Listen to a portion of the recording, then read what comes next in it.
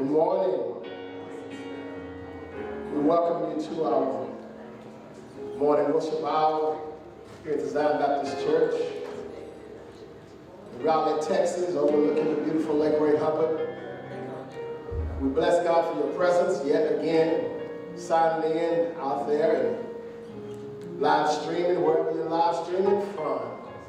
Our prayers and our hope is that God is yet revealing himself to you as the only wise God, the Almighty.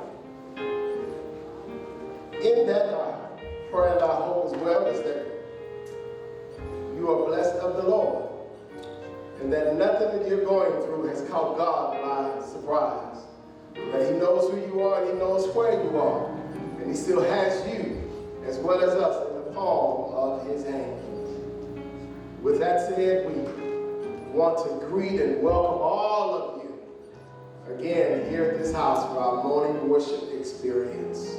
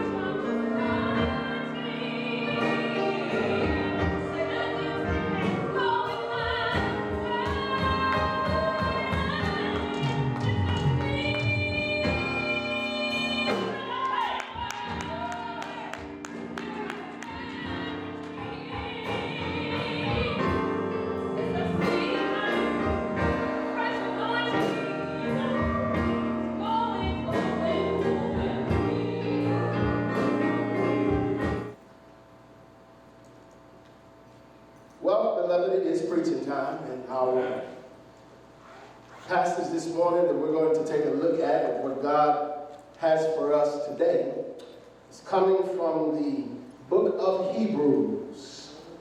Hebrews, the 11th chapter.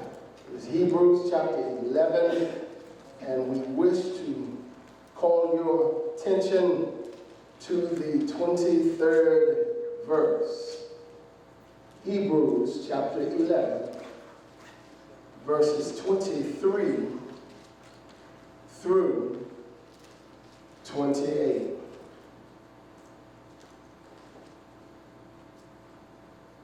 Hebrews chapter 11, verses 23 through 28. When you find it, let's read. By faith, Moses, when he was born, was hidden 3 months by his parents because they saw he was a beautiful child, and they were not afraid of the king's command.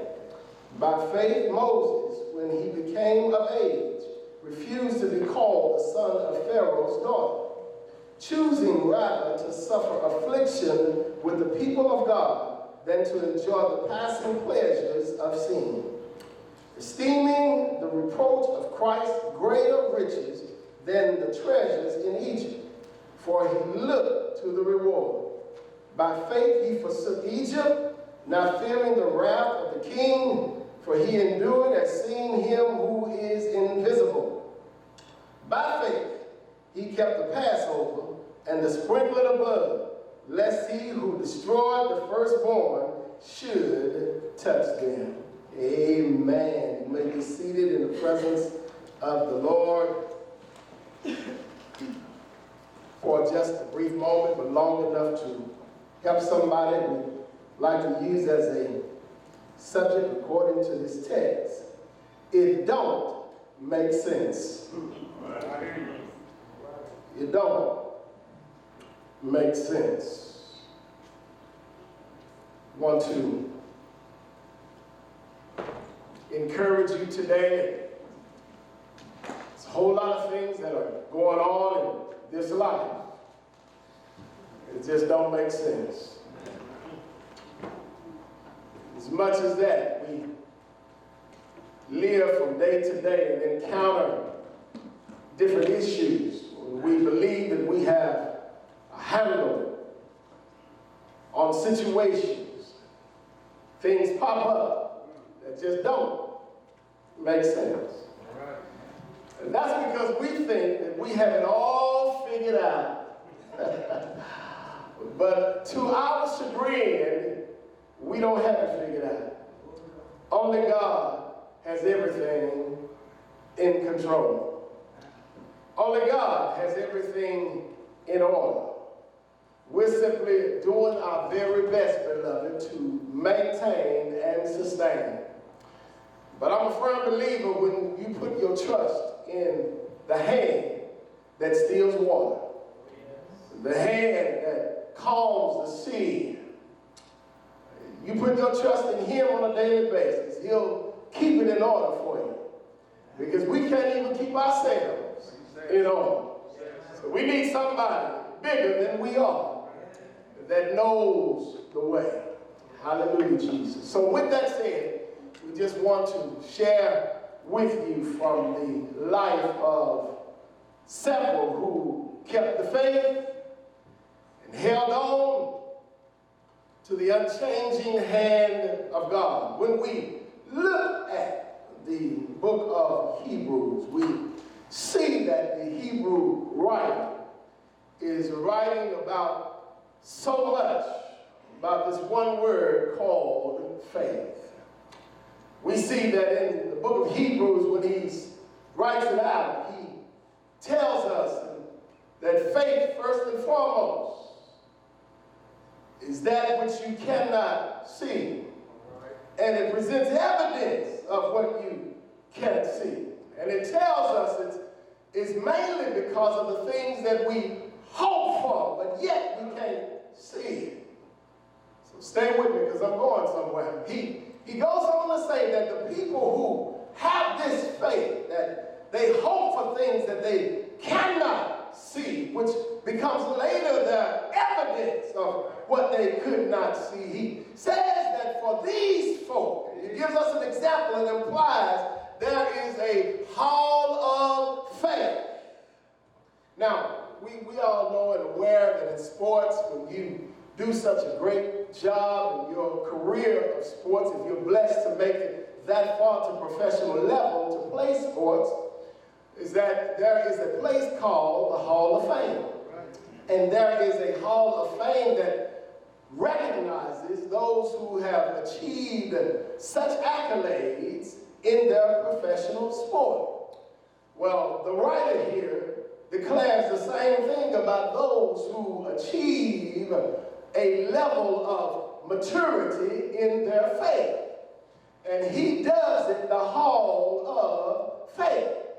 Look, if you will, real quick. He says that these are some figures that you can look at. He talks about Abraham, and he talks about Moses, and then he even mentions about a couple of women who had this same type of faith that were worth noting in this book of Hebrews. He says one was by the name of Sarah. Is that her faith became so great that God took her from a barren place in childbearing to where her womb became fruitful, and she bore a child. Hallelujah, Jesus. Then he says there was one by the name of Rahab. And for those who don't know who Rahab was a harlot. Right. Amen. Now, how did a harlot make it to the hall of fame? Somebody may ask that question, because I sure did. This woman was a woman of darkness. Her life and her lifestyle didn't make any sense and didn't match up to being implicated to be one selected and chosen for the hall of fame. What did she do to have such faith that would denote her for the hall of fame? Well, the Bible teaches us that in the Old Testament, when the Hebrew children were going through the wilderness and they got to the walls of the city of Jericho, is that they needed somebody inside.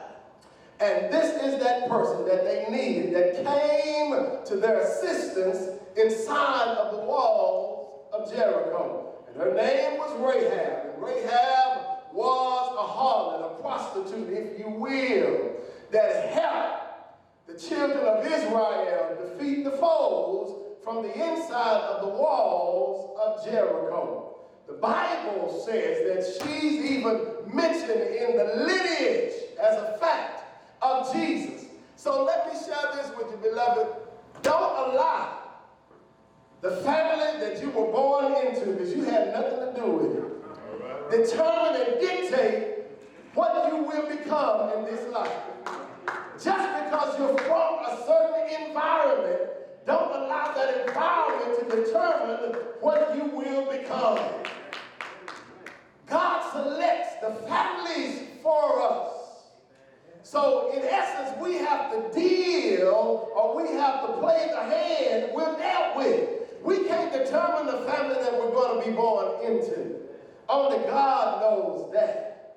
But we can determine our outcome. Glory to God. So Rahab was mentioned in the hall of faith because of her faith to exercise in assisting the Hebrew nation to defeat the Jericho walls. Amen. Now, let me share this with you. Moses was born to a Hebrew family, but his mother, while in captivity, wanted him to have opportunity and chance in life. So the Bible says she hid him and placed him in the river Nile.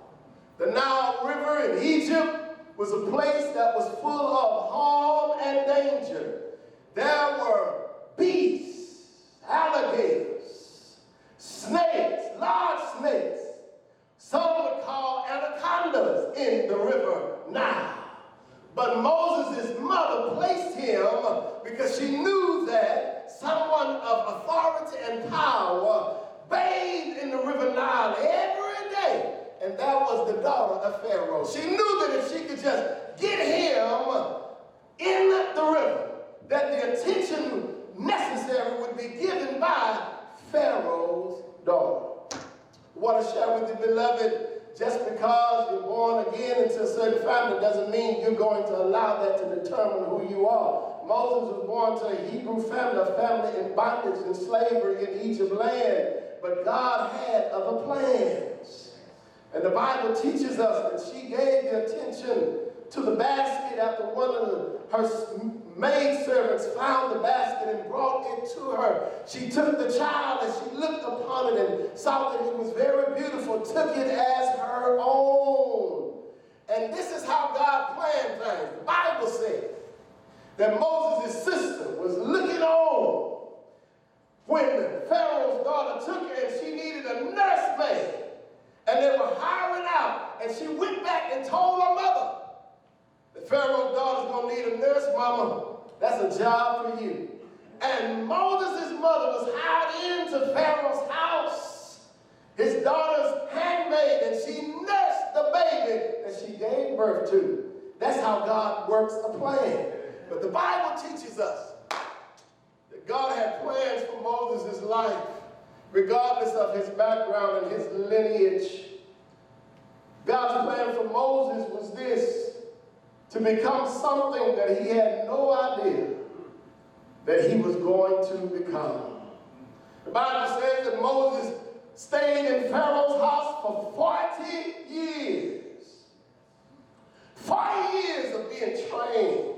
40 years of being taught and receiving the best education money could buy. 40 years of pleasures. 40 years of promotion. 40 years of training with wise men and learned men. 40 years of being cultured of what's in the world. 40 years to become a leader in Pharaoh's lineage. But Moses said, no, I'd rather pass up these pleasurable sins to be identified with the people of who I come from. The Bible says at the same time, Moses' mother, y'all know how we grow up. Parents and family members seem to have some type of influence upon us while Moses was growing up. Can you imagine his own birth mother being in the house with him as he was growing up? She having an opportunity and taking chances to speak and whisper into his ear, not giving out her identity, but saying, son, you are not Egyptian nationality. You are of a Hebrew race, and we serve the true and living God of the Hebrews, and he is known as Jehovah. So Moses had all that growing up in him, and so he defied the ways of Pharaoh in his house, and he said, I am of Hebrew descent, and he forsook the nationalities of the Egyptians and the pleasures of their sin just to remain and keep his Hebrew nature and heritage. So for 40 years he did that. But then Moses decided to take things in his own hands. It's a terrible thing to get ahead of God, isn't it? Yeah. Moses said, I need some justification from the people. So one day Moses saw an indecent gesture being done to a Hebrew by an Egyptian, and Moses stepped in and he murdered the Egyptian man. And the Bible says he took leave then and ran off to a land called Midian in the desert place. I want to share with you today, beloved, before promotion can come, guess what? Just as it worked for Moses, it worked the same way with us. God has to get us to a desert place for our training. God has to get us to a desert place for our teaching. Look, if you will, real quick, in the life of Moses, back in Genesis and Exodus, the Bible says bondage, wilderness, promised land. Bondage, wilderness, promised land. Moses had to come up through bondage. That's us. Moses then had to go to the wilderness. Okay, y'all stay with me. I'm going somewhere. I'm almost done. The root word of wilderness is wild. What's in the desert? Wild beasts, wild animals, just wild stuff that happens in the wilderness. I told you before, it's snakes in the wilderness. It's bears in the wilderness. It's lions in the wilderness. But guess what? That's where we get our training. God took Moses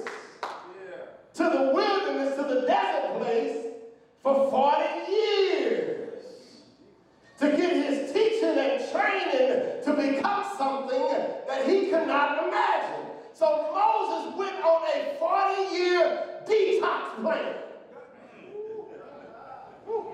God had to detox Moses from the pleasures of life and society. See, Moses had to come into some understanding of the ways of God.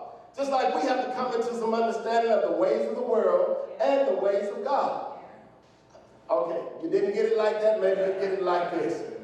In the desert place, in the wild, in the wilderness, that's where we learn the things that we need to know that's going to bless us and help us in the future.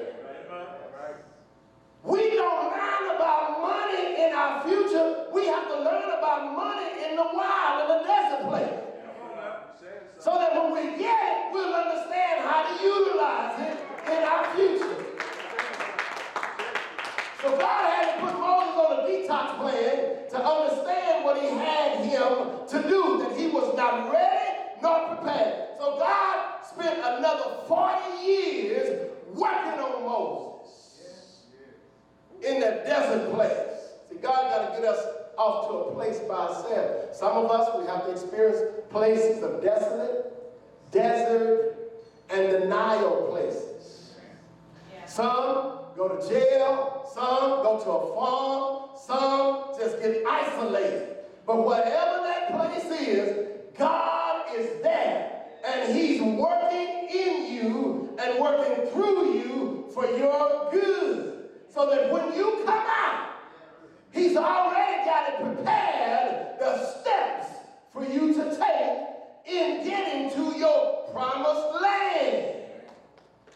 Desert place is where many of us are right now. We have to understand and learn that what we need to know, we won't gain on the mountaintop. God has to bring us from the mountaintop down to the valley, down to the wilderness, where we get our teaching and our training, where we come to understand and know him, because God gives us assignments in the desert places. Hallelujah, Jesus. And Moses' assignment was to become a deliverer. He was not going to learn that on the mountain in the palace. He was only going to learn how to become a deliverer in the wilderness. So God is working on him, working on him, and working on him in the wilderness, teaching him this and teaching him that in the land of Midian, and training him in this and training him in that. And then God has a conversation with Moses beside a burning bush that was not consumed with fire. He said, Moses, your time has come. I brought you from bondage into this desolate place to teach and train you, detox you. Now I'm preparing you to be leader and deliverer of my people. I still yet hear their cries. Now it's time for you to go. I need you to go to Egypt. Tell Pharaoh there. He has a hard heart toward me. Tell Pharaoh to let my people go. And can you imagine, from the time Moses saw that bush burning up until this conversation with God on the side of this mountain, and this just doesn't make sense.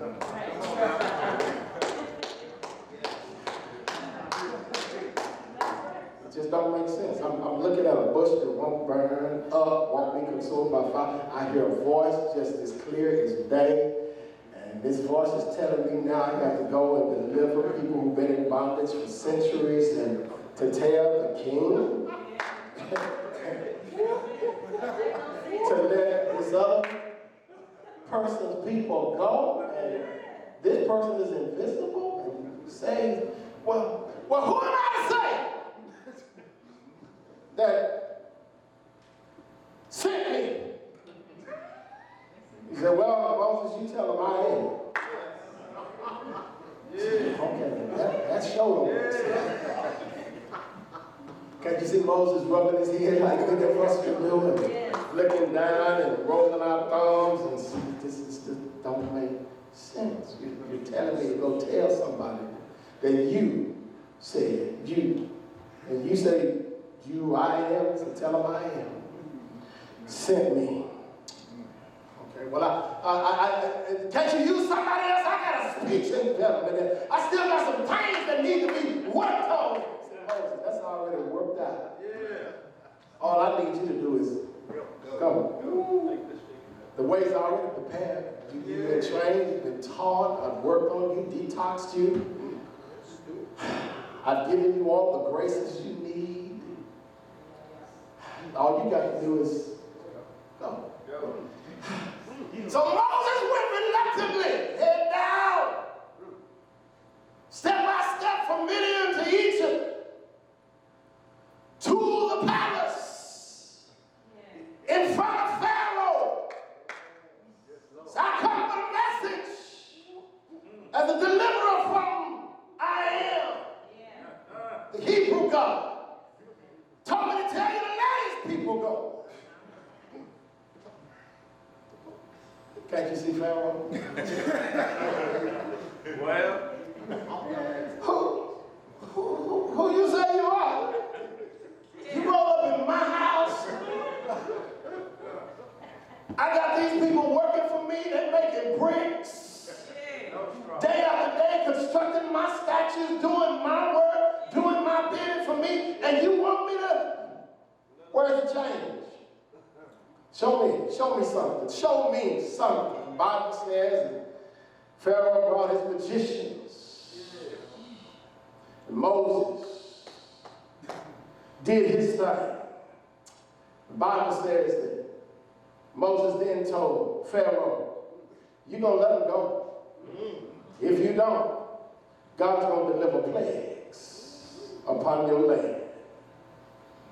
The Bible says that God began to turn Egypt over to the flies. And the grasshoppers ate all the crops. The Bible says frogs came all over the land. The Bible says Moses told Pharaoh that the river Nile would be turned from water to blood. Now even Pharaoh said, this don't make sense. Just yesterday my land was flowing with all kinds of crops. And you show up. My land is turned into a desolate place. It don't make sense. Now who you say sent you? Moses said, I am. Sent me. He said, all right, I'm going to consider this. Moses told Pharaoh, if you don't, I'm going to tell you the last plague. He said, the firstborn of everything, beast of the field, every fowl of the air that you have in your possession, every firstborn of your house, your maidservants, your manservants, every firstborn will die. The Bible says Pharaoh looked at him as he took his exit from the palace. Moses knew what to do. He went to the Hebrew people and he took the blood because it was Passover.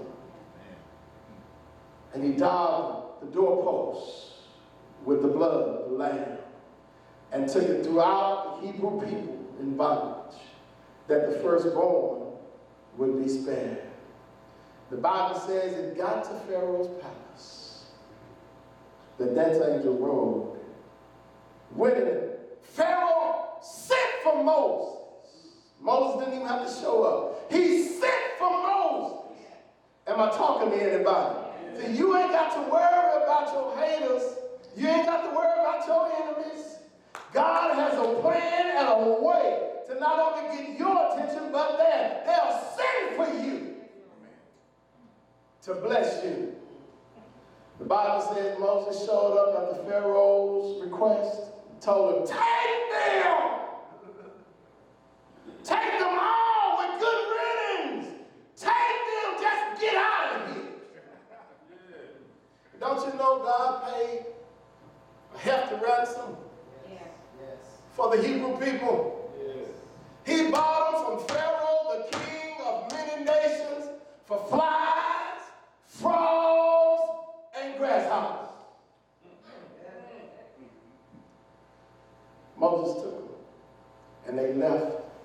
Egypt land. And the Bible says they got out,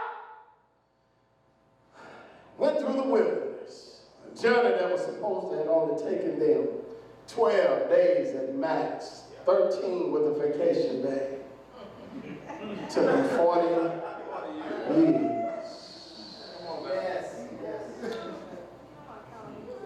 But don't you know, beloved, the best part? They wore the same clothes and had on the same shoes when they left Egypt land, when they walked into the promised land. Same clothes, same shoes when they walked into the promised land. God took care of them, and he will take care of you. When you trust him, I know it don't make sense. I know some things you're facing just don't make sense. But guess what? God is still in control. And I know some of y'all have had weeks of being in the house under the pandemic order. Can't leave, can't go anywhere, just staying there. But guess what? It was for your benefit. God isolated you to promote you, to get you to understand and see the blessedness of his ways. Not in your time or my time, but in God's time. Now, this is what I need for you to do, is change your way of thinking. Say to yourself, this week, I declare, not like any other week, not like you've already done, but say, this week, I declare and I decree, I am looking for better. I am expecting better. I am expecting miracles and blessings. This week, I'm speaking something different than I spoke in previous weeks. The devil tried to close your mouth, but you declare, no, devil, this week I'm expecting miracles. I'm expecting favor. I'm expecting blessing like I've never seen before. I don't know it don't make any sense, but you can look that devil in the eye. You can declare that God is God. Even though the things that he's allowed just don't make any sense. But you can speak to yourself. If ain't nobody else around, just say, self, I'm declaring that I'm expecting miracles this week. I'm declaring and I'm looking for blessings this week. I'm expecting and I declare I'm looking for the favor of God to bring me through. Is there anybody in the house that's looking and expecting, speaking and saying, this week is going to be a different week than my previous week because my faith is being elevated now. My faith, according to the word of God, is leading me from bondage through the wilderness. And I'm coming out, preparing to go into my promotion.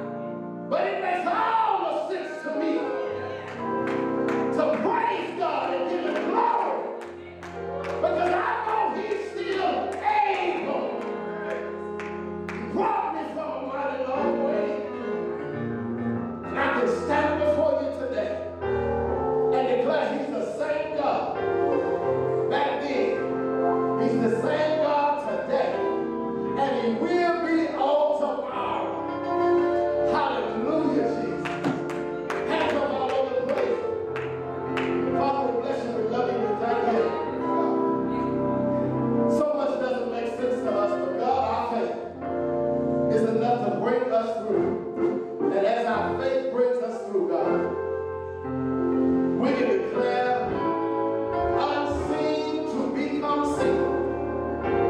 We can declare that which we haven't experienced yet to occur. According to our faith. That's how we receive salvation. According to our faith. That's how we receive our healing. According to our faith. That's how we receive our deliverance. According to our faith. And so we bless you today. We thank you. We give you glory right now. Forgive us for denying your promises. Forgive us for denying and discounting your possibilities. Forgive us for denying and discounting your mercy, your grace, and your authority in our lives. We bless you right now in the name of Jesus. Restore us now to our rich possibilities. In the name of Jesus, we pray. Amen.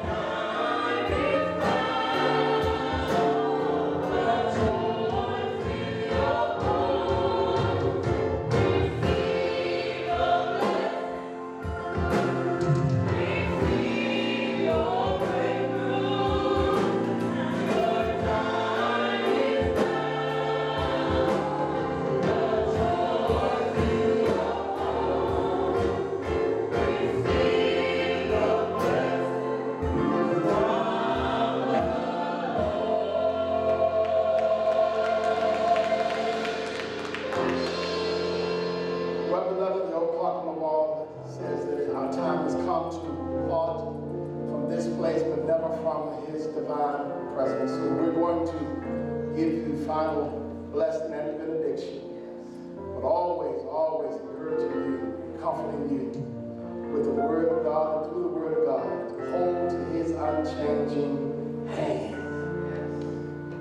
songwriter said, this life, this time is filled with swift transition. Not on earth unmoved can stand.